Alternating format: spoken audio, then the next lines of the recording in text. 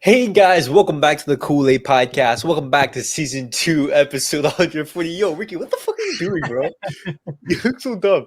Yo, guys, welcome to the Kool-Aid Podcast. On today's episode, we're going to be giving you the Champions League, the UCL final. We're going to be previewing Manchester City's loss. We're going to be discussing how Manchester City are going to absolutely fold in the final, and Pep is going to be what's it called? Two Champions League finals lost. But guys, before I hop into the episode, just know that I post a link on Twitter at Kool-Aid Podcast. And anytime you guys ever want to join and give your thoughts and discussions, always feel free and welcome. I know on this episode, it's a recorded episode, but tune in because I am going to be making a watch along for tomorrow's game. And then as well, we're going to be streaming our reaction to the game. So make sure to tune into that. Also, guys, follow us on our social media platforms. Everything is at Kool-Aid Podcast.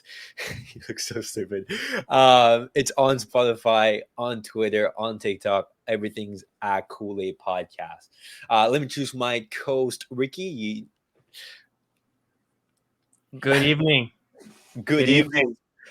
Good evening, bro. How's everybody doing? How's everybody doing? Yo, shut up. Yo, do you know that meme where what's it called? Unai Emery, he does the good evening, good evening. The what? Do you know that meme? Because of his accent, instead of saying good evening, he says good evening.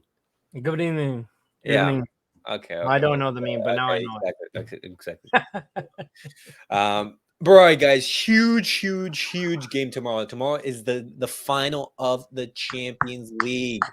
Absolutely huge. Let me share my screen real quick, just so you guys can Let's get go, it. Man City. Let's go, Man City. He Been is supporting excited. them since I started watching soccer. This is my moment. Your second UCL final. Let's see if Manchester City is going to get the job done. Second chance. But guys, Manchester City versus Inter tomorrow, 3 p.m. Eastern time. The final is going to be in Istanbul. But Ricky, some fans are saying that they don't even want to turn up and turn on the TV. But these are mostly like Pep haters, just because like Manchester City are playing so well at the moment. They have just so much quality that they're going into this final as absolutely overwhelming favorites. What's the odd right now? Probably to win. Manchester City have a 66% probability to win versus Inter 14% probability. Now, what are your feelings ahead of this game? Are you nervous? Are you excited? Are you confident? Perfect question, Elias. This is a great question.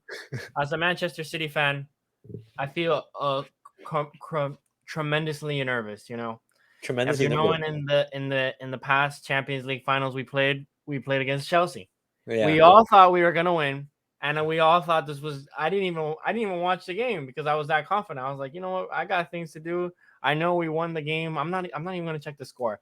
I went about my day, said, yeah, like I'm a Champions League winner, and we lost that game 1-0 against now the worst team, not the worst team, but one of the worst teams in the Premier League, closer to getting relegated than even winning the Premier League. Bro, imagine spending 600 million. Ricky, just picture that number. Picture that 600 million and finishing 12th. Finishing 12th, having 4 managers in one season. I can't even. You know, we cheat with our money. At least we know what we're doing. At least we're about to win a treble.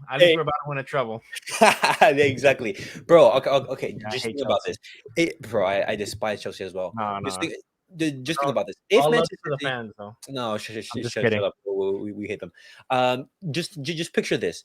If Pep Guardiola wins tomorrow, Manchester City win, they become the second Premier League team to win a treble. You know, only Manchester United have done that. And Pep Guardiola becomes the only person, the only manager to win 2 trebles with 2 different teams. That's going to put him in a league category. You know, the comparisons with Jose Mourinho, the comparisons with Sir Alex Ferguson, everything like that. What are you doing? In a different league. Exactly, in a different league. That's the goal right there. That's why we should have signed Messi.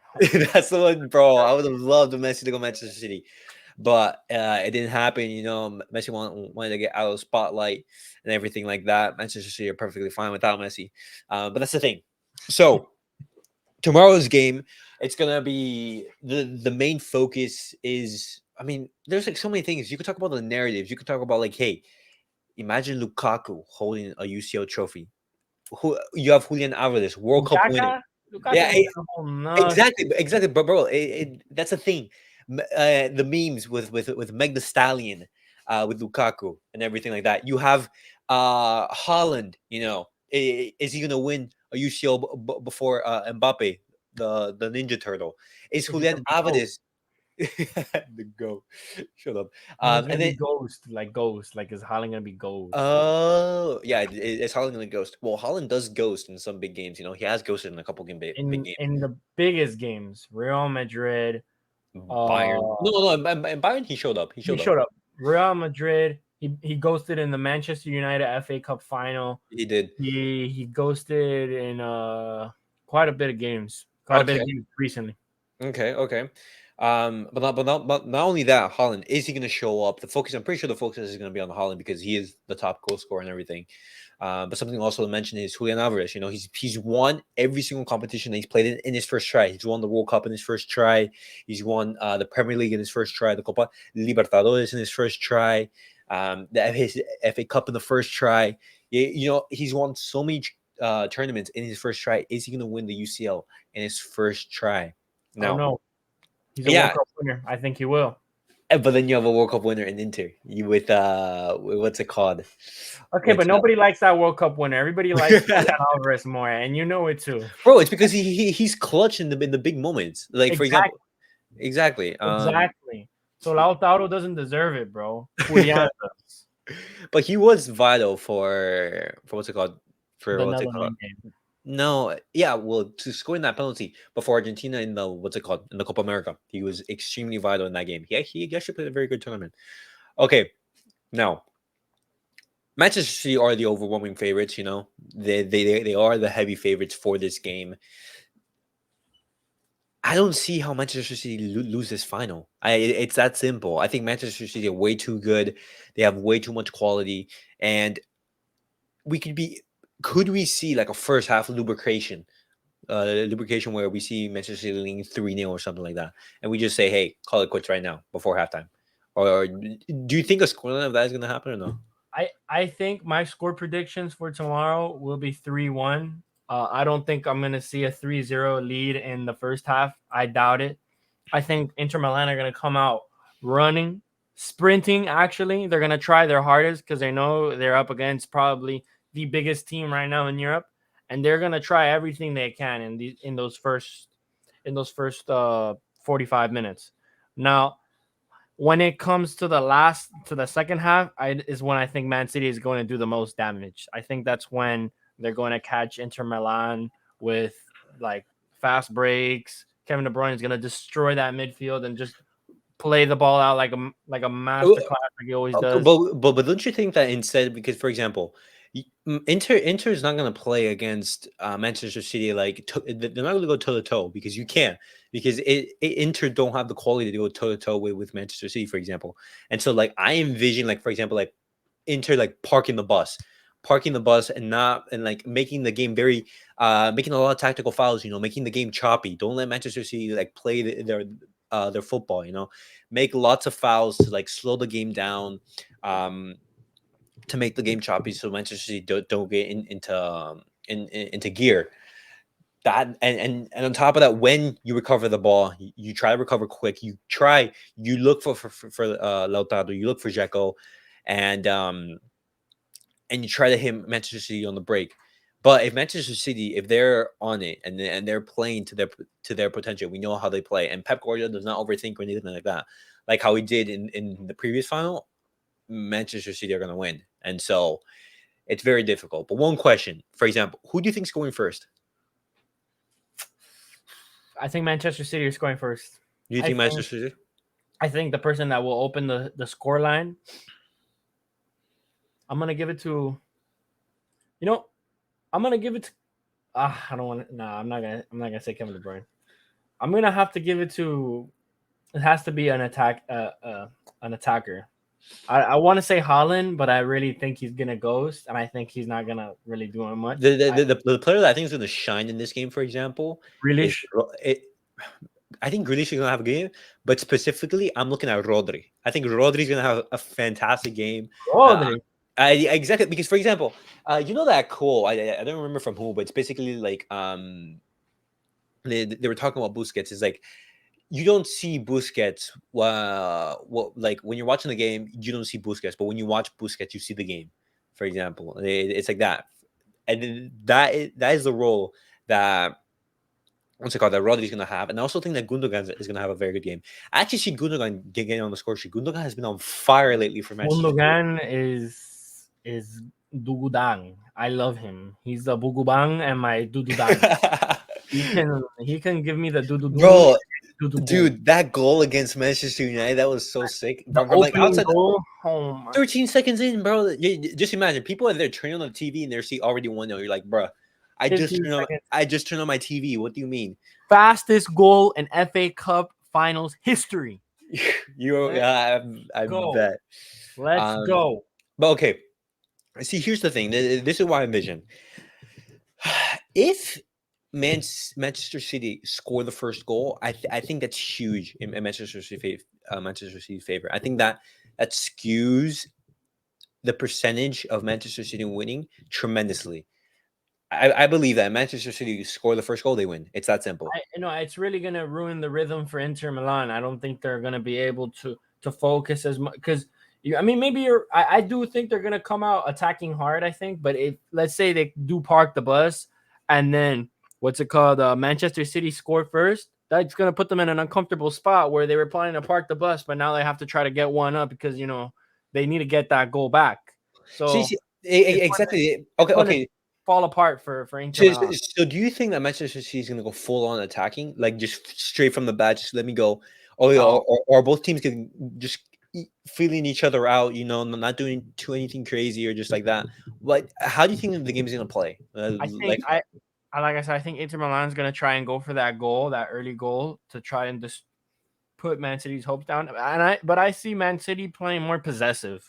I Yeah. think they're going to try and play possessive, try and play it smart, pass, pass, pass, pass. And when they see those runs and opportunities, when they see Holland making a run, Kevin De Bruyne, Gundogan, our midfield, Rodri will try feeding it to Holland or feeding it to the wings, Grealish or Mahrez or Uh-huh. Foden, whoever we have that starting lineup on the wings. And I think Hmm.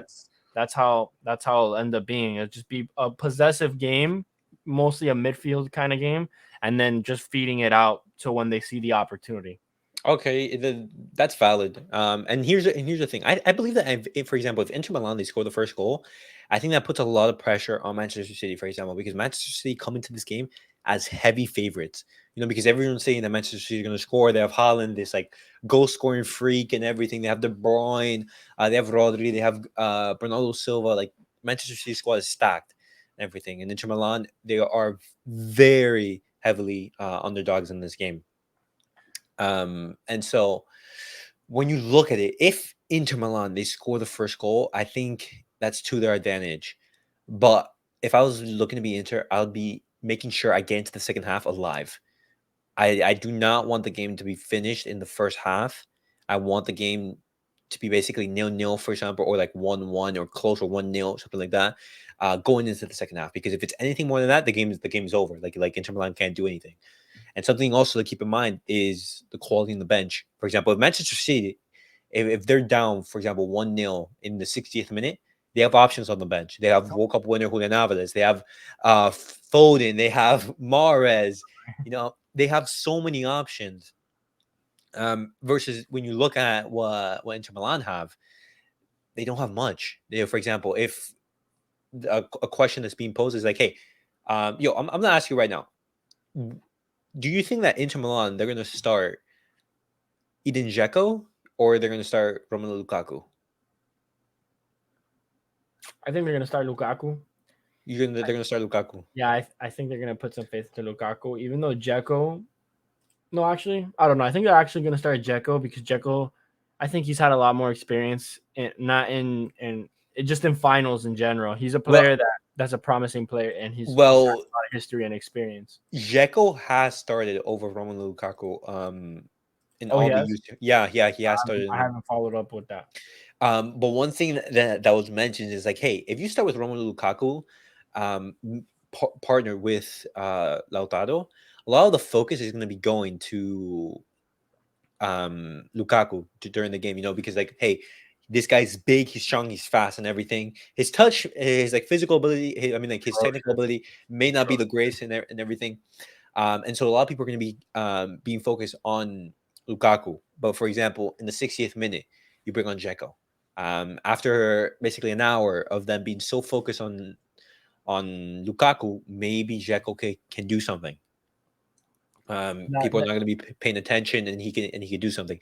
That's one option. So who would you start, Lukaku or Edin Dzeko? I would go for Dzeko just because he's been the starter throughout the season, and I would go for that. If it ain't broke, don't fix it. Something like that.